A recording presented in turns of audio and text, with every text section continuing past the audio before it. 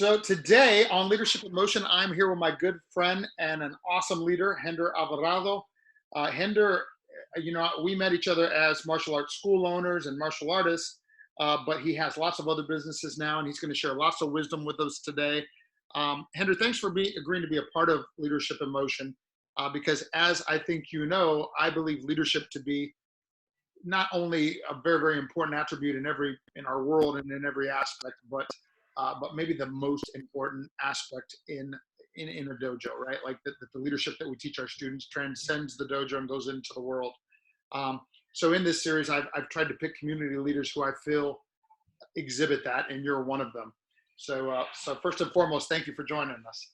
Of course, and I'm happy to be here, and thank you for inviting me. And I was so excited when you told me about it, and I'm very happy to be here. And I want to take this opportunity just to I can do this interview by myself, but I know with God, He makes me feel and look better. You know what I mean? And I can do it a lot better with Him in me. So I take the opportunity to ask me to bless you, your team, your family, your dojo. I know you opened it recently on the 18th. So yeah, with him here, we can do this interview a lot better. Thank you. Amen. And thank you. Yeah, amen to that. So what to you is leadership? For my listeners, what to you is leadership, and why is it so important? Well, leadership is you ask 10 different people what leadership is, and they all tell you different answers, yes? And there are probably about 50 definitions of leadership, right? And more than a definition, is an understanding of what somebody thinks that leadership is. Like John C. Maxwell said that leadership is nothing else than influence, yes? And I couldn't agree more with him, because you heard it before. You can only lead the horse to where the water is, right? But you cannot make him drink the water, right?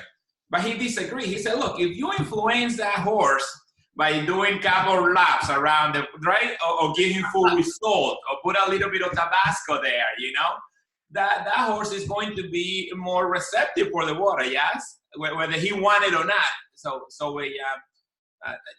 a leader, if that is kind of the more that I can resonate more, that, you're an influencer, yes? You're and if you have the ability to have followers, right? You can be a leader, but if you're by yourself, it's only so much you can lead. Some people argue that you can lead yourself, right? But I'm not sure if I will agree with that. You have to, if you're a leader, you have to have followers, yes, and followers that are willing to follow you. And like Master Silva said, he said, there's nothing wrong with being a follower, right? But many people associate, I'm not a follower, I'm a leader, not a follower. Look, as a follower, be the best follower, yes?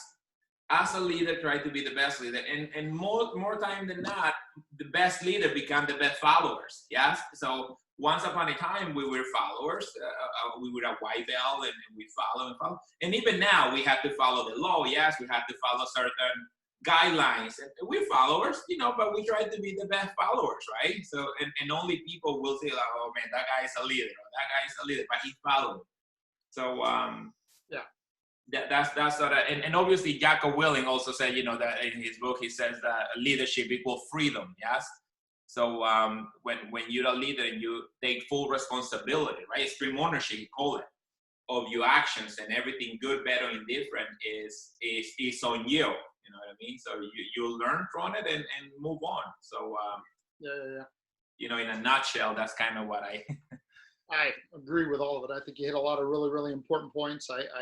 Another Maxwell quote I love about what you first said is that, didn't he say something like, if you're leading and nobody's following, you're just out for a walk? Yeah.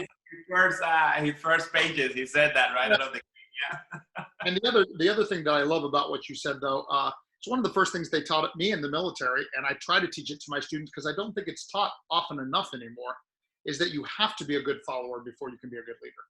I think sometimes today, young kids want to be leaders before they're ready.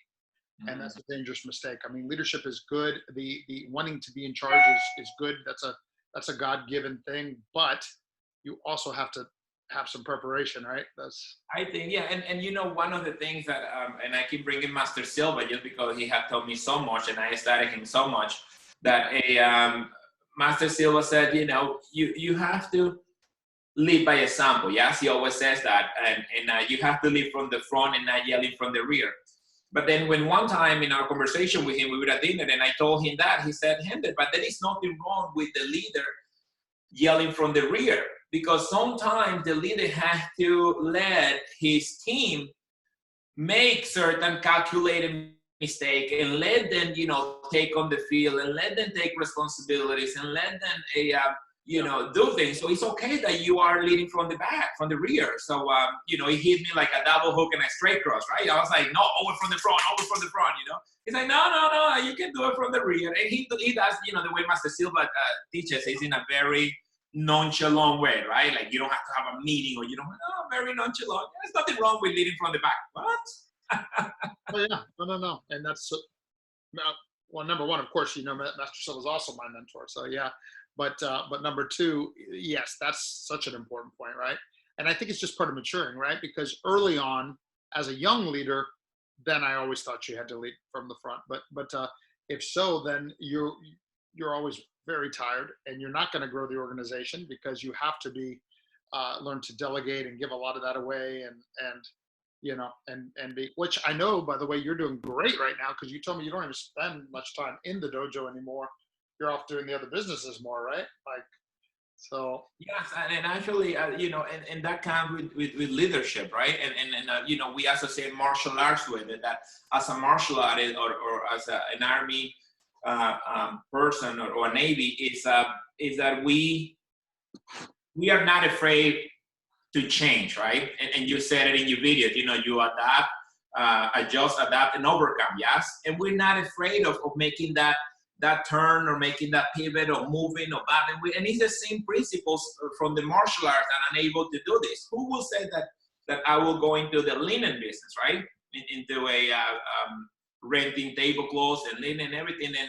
But when my current boss saw me, he said, look, I don't know what you can do in this company, but I know you'll be an asset to it. And you bring a lot of quality to it. So, and he didn't hire me in the background of linen or chemistry or no, he just hired me just in the Leadership, in the ability to lead. He's like, look, you'll be a great asset to here, and you know, I'm on my way out, and I think you'll be good for this company. I don't know what you will do, but I'm sure you'll find, you know, you'll find your way to get busy.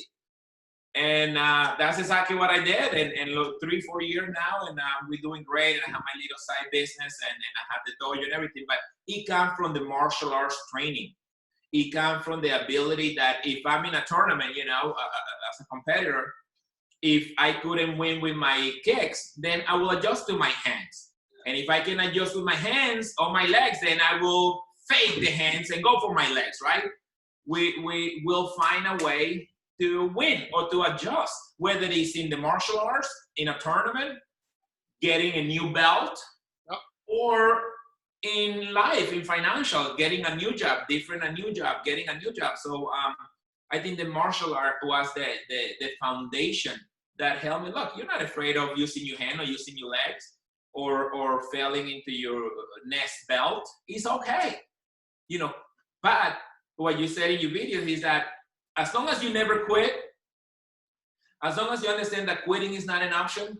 Master Silva said in his quotes, in his what he rehearsal everything, quitters never win and winners never quit, right? And I chose to be a winner.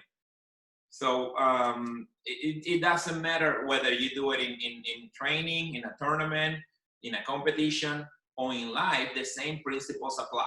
Quitting is not an option. I'm going to make it one way or another, in my financials or in my training, in my health, but I'm going to make it. You know, it's awesome because you've kind of gone already. You've mentioned a couple of the next question I was going to ask you about was how, you know, like most people, when they think martial arts, they think of the benefits of fitness and maybe they even think of focus, but they very often think of self-defense and they think of these things. But you and I know that there's so many other attributes. Like you've just spoken to two things, I think: adaptability and kind of perseverance and stick-to-itiveness. What would be some others if you just were going to say, you know, 2 or 3 just additional attributes that that a student, if they're coming to my school as a young white belt, where you could say, hey, here's some of the things that your child is going to develop, or that you, Mr. Businessman, is going to develop through the martial arts that's going to be able to help you in other areas of your life? What would those be? Yeah, that's a great question, Shihan Steve. Is that, you know, as a martial artist, it teaches you so many different attributes that it's like you say, it's not all just the self-defense, it's not getting home safe, right? That's just part of it, yes. But for example, golf. Think about golf, how you can be good at other sports. And golf is a very difficult sport, right? And unable to become a single-digit handicap in only a period of 42, 3 years. Why? Because of that balance that martial art teaches me. First of all, the self-discipline, right? I know if I need to get good at that, I have to practice, I have to train, I have to put in my time. And that's what martial arts teaches you. You got to do the same thing. You got to focus on the basic. And I heard it many times, parents tell me that, oh, my kid is bored, he's doing the same thing. And I asked him, well, is he doing the same thing better or worse than what he was doing it, right? Because if worse, then it's a different thing. But if it's, no, he's doing it better, he's faster. Oh, okay. So, yeah. So if he's doing it faster and better, wouldn't you agree that then the repetition is helping?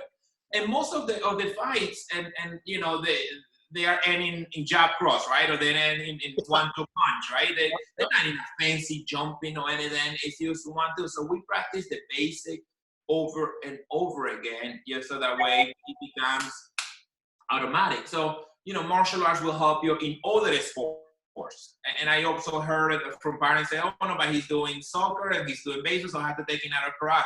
I was like, dear child of God, how will you do that? Stop. Don't you want him to score more? Yes, I want him to score more. Yeah, don't you want him to be more agile? Don't you want him to be faster? Don't you want him to be stronger? Don't you want him to... Yes, I want all that. Well, martial arts is going to help you do that. You understand? Whether you're doing soccer, whether you're doing baseball, eye-hand coordination, yes? Whether you're doing golf. You know, at my age now, I get to play a little bit of golf. So it will help you through all those things. Even people ask me, how can you hit it so far? You only been playing 3 years. Well, I think it's because of the martial art. Always comes out. How do you hit it so far? How do you do? How do you have good form? Because of the martial arts. You know what I mean? I just, and that's pretty much what, and then many people ask me, oh, have you able to use what you're learning in the street and everything? And it's sad and nearly disappointed because I really haven't used my martial arts in the street, or, you know, used to beat somebody up and stuff like that. But I don't need to, right? But if I need to, I'll be there. I'll be ready. Yeah, preparation is a powerful advantage. I'm prepared. But no. But I have used martial art for my business. See, making a pivot. I have used martial art for my, you know, recreation time for golf. I have used it for my children's in my house, right? So I have used martial art for many other things than what it was in the beginning, that it was for the self-defense. You know, I was bullied, so that's why I entered into martial art when I was 7. So I joined martial art. My mom put me in martial art for self-defense, right? Defend myself and everything. But I didn't use it for that. So how ironic is that, right? I never had to really defend myself, but it helped me in all, you know, 360 degrees of life, you know, so. Well, I mean, look, you and I know, of course, that once the child becomes the man who has developed all the rest, the chances of him ever having to defend himself are much slimmer.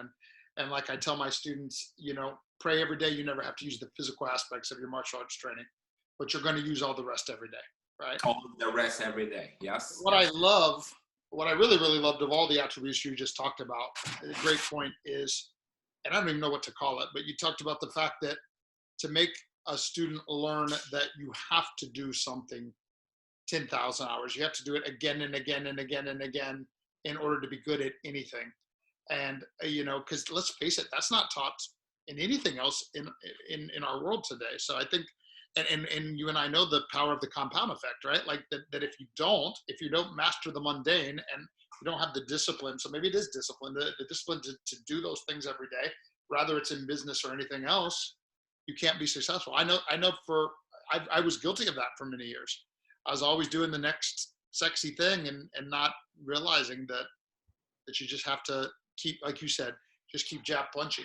Just keep jab crossing. No, Shihan, you couldn't say it any better. And I concur with you, because it's the basic that will just, get you to a different levels, right? It's the basic thing, and they're keeping it simple. You know what I mean? It's not the fancy thing. Now, is it easy? Of course it's not, right? As a parent, especially as a parent, you have to get your kid ready. You have to get the uniform. You have to do extra laundry. You have to drive. You have to pay. You have to do so many different things that when your child tells you, I don't want to go karate anymore. Okay, fine. Boom, all of a sudden I have $150 extra in my bank, in my checking account, right? I don't have to drive you. I don't have to get you dressed. I don't have to do extra.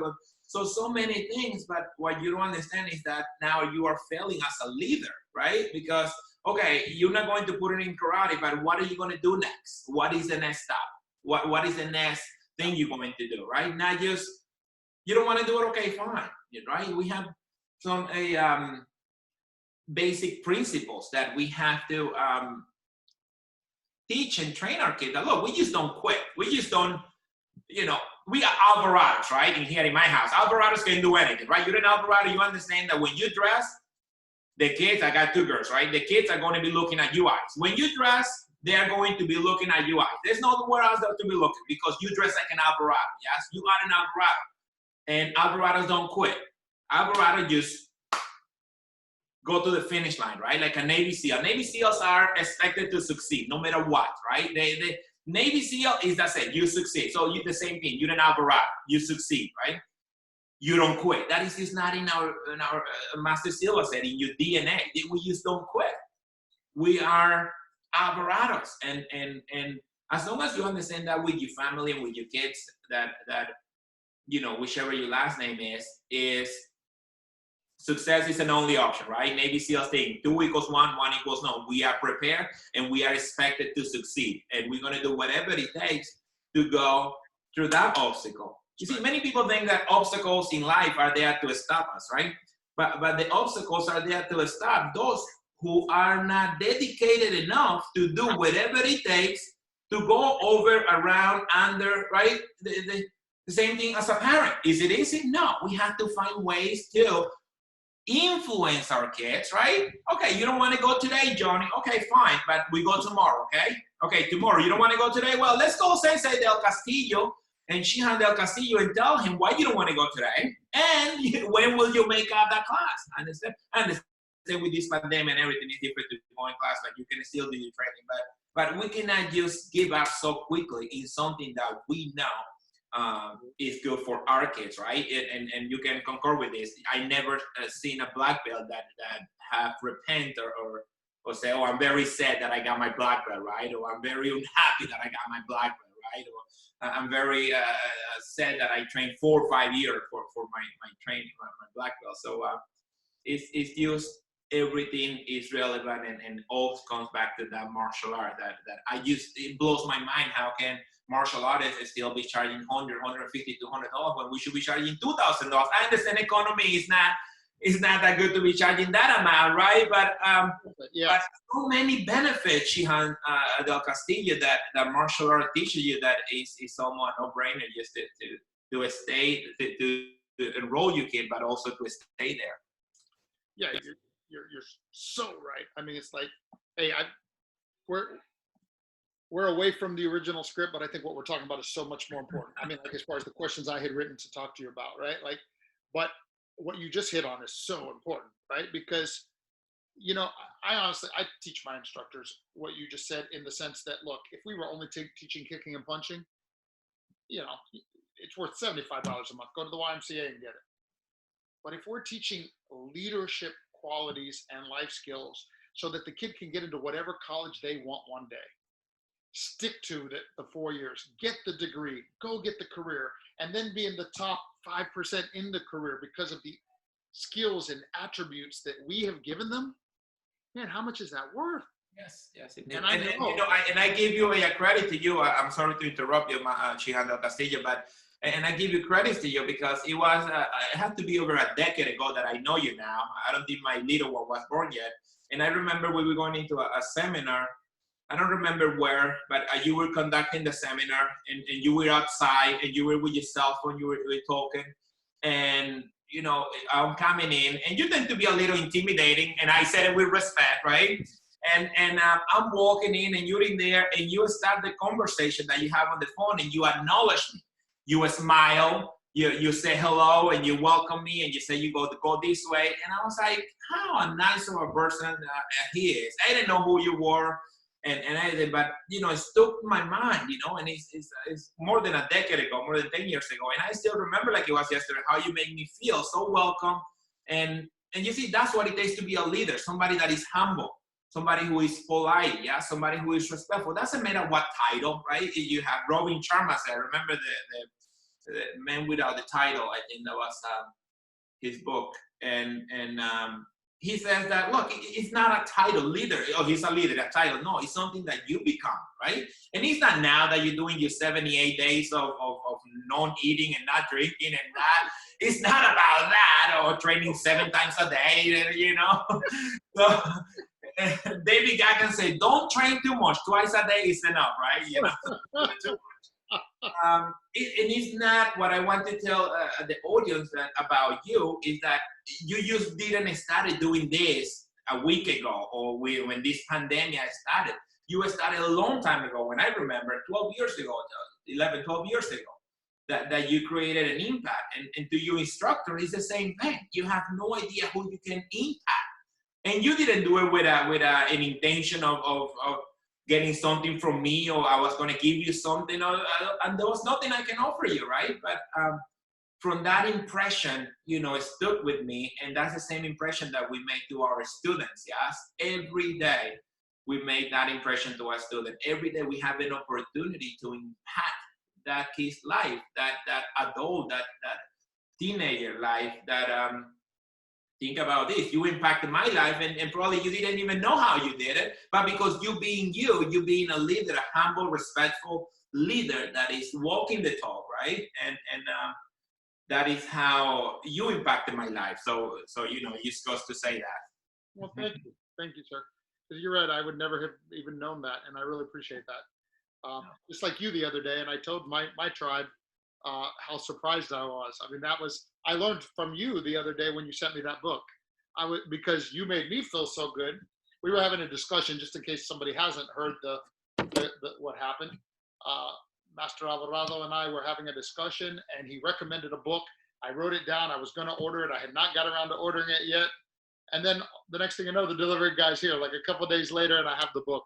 And of course, and he didn't even sign his name or anything on it, but of course I knew it was from him. And I thought, wow, that's brilliant. Look at the way I feel. I need to do that for some other people. That's a great idea. And so thank you both. Thank you for the compliment, and thank you for the lesson and the great gift in the book that you sent me the other day. Yeah, and I think that is the lesson for our instructors and even for our parents and even for our students, that when you go with a giving hand, yes, and when you go there into, I'm not sure if you know that, but I was the president of the Glencoe Chamber of Commerce. It's about 200 business owners that are here. And when they used to do the meeting, they would just pass business card, like if they have the cure of cancer in the back, right? Like, hey, here's my business card, you guys stop giving you business card. Just ask the person next to you, how can I benefit you? How can I add value to your business? How can my current clients benefit from your business? What can you do for my, you know what I mean? When you go with a hand, I think that is a better approach, right? To go, and not necessarily have to be something physical or tangible. Just for example, now just giving our time or giving a thank you note or a quick call or saying, yeah, look, I'm just calling just to say thank you or just to acknowledge you or I was thinking about you. Just go with a giving hand. Yet again, it's another attribute of a leader, right? You just give and I keep bringing back to the Navy SEALs. They go and do complete the mission and they don't want to be interviewed. They don't want to be there. They don't want to know, look, I'm just doing my job and you just go to the next mission. That's all I care about, right? So that is just something that I add there. But yeah, I didn't even put anything because I just we're silent professionals, right? Well, I'm super grateful for all your wisdom that you've already shared today. I want to ask you this question of the specific, because like we now are the ones, of course, that create the martial arts lessons and give them to our students, like as far as, the stories that our students learn from. But we got a lot of them along the way. If there's one specific lesson of the martial arts that you would want to share with a young student? Or maybe it's even just some wisdom from your experience that you would want to share with a young white belt just starting on his journey. What would it be? Well, of course, there are many, but one that jumps in my mind is that if you win, when you win like a champion. But if you lose like a champion. Yes. And if you have that mentality that you are always a champion, regardless of the outcome, yes, regardless of what you attain in the process, or so you have that mentality that you always are a champion. So you don't see defeat as a failure. You see it as a challenge. Okay, now what can we do better next time? So I'll give you an example. Back in the days when I was training, there were only like 6 belts, right? And to get another belt, we used to go like 2-3 years of training, like, and worse than Hell Week or Butts, it's like, you have to train. And the sensei was not afraid of telling you, you're not good. I remember he used to tell me, look, you're not good. You're not good. But then I was like, well, I'm not good yet. But I kept on training. I kept on going. And that perseverance that makes me who I am right now, right? So anywhere with whether didn't get the yellow belt or whether I lost in a tournament. So did I really lose? So then my sensei used to tell me, no, you didn't lose. You just ran out of time, right? So you had that mentality. Now, I don't expect you that you lose and you're going to start, celebrating and doing jumping jacks and, yoo-hoo, I lost. No. But if you lose with respect, with confidence, well, I gave it my best.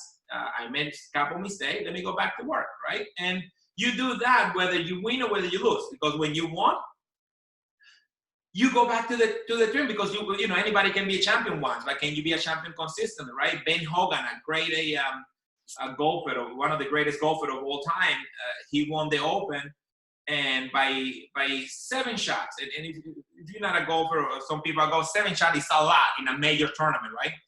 And when he won, he got the trophy, and then all of a sudden everybody's in the bar or 19 hole, right? They're in the bar drinking and celebrating.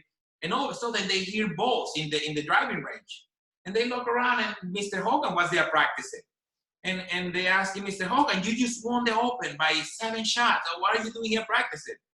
And he's like, I should have won it by 18 shots, not only by 7, So you get to understand that, look, you win, you lose, you keep on working, you keep yourself humble, you keep yourself trying your best, right? Whether you failed the test for your yellow belt, or whether you didn't get that promotion in your job, or whether you didn't get what you wanted, you just keep on training. And even if you got what you wanted, then keep on working hard. It shouldn't just like, and I know with your 70 days of whatever you're doing, not eating and not drinking and anything, you said that after that 75 days, well, my question to you is, what's next? Exactly. You know what I'm saying? I look at it as, 74 days, anybody can do 75 days. Yeah, right. But what after, right? What after? What's going to be the after? Are we going to go back to where we were before the 75 days? Or are we going to now have a balance and be aware of what we were doing before? So I think, that I can share many of them, and I tend to go all over the place. And please forgive me for my heavy accent and my English, but I just think that if you win like a champion, you lose like a champion. Oof. Well, that's a lot of great wisdom, Master Alvarado, and it's great to see you again. And we should not wait so many years in between next time. In fact, what we should do, while now that we're all doing virtual stuff and all that too, is maybe I'll get you on one day to come teach a guest class. That'd be awesome. Yeah, whatever you need me to do, and just a phone call away, I'll be there. Yeah. Now you're in New York. No. Yeah. Long Island, yes, New York, Long Island. Yeah. Mm-hmm. And how are things? Are they getting back to normal, or is it pretty bad still? Yeah, we're getting back to normal. We're optimistic with like Governor Cuomo said. With New York tough, and we're being optimistic, and we understand that we went through worse things, in here in New York. So we know. I think the mentality of many New Yorkers is that one, that look, we went through worse, right? So what's next? What's next? You know what I mean? So that, I think that's the mentality that New Yorkers have. It's tough time for everybody, but I think that mentality of being, we're there. So good. Well, that's that champion mentality you were talking about. So that's great. All right, sir. Well, thank you. I want to take the opportunity to thank you for everything that you're doing, for being there. I know you're very disciplined and self-disciplined of doing the videos every day. And I was like, man, he's doing it every day. And man, he's doing it every day. But then yet again, I'm also training, 6 days a week, right? At 5 a.m. Every day I'm training. And I'm like, well, that's nothing. But what's into the Castillo, a video every day, that's amazing. And, you're professional and I'm, but I congratulate you for everything that you're doing for your family, for your dojo, for your instructor, for your staff. I think it's fun to watch you, and I really admire you and look up a lot to you. So thank you for everything you're doing, and please keep it up. Likewise, sir, and thank you very much. Well, bye. Thank you, sir.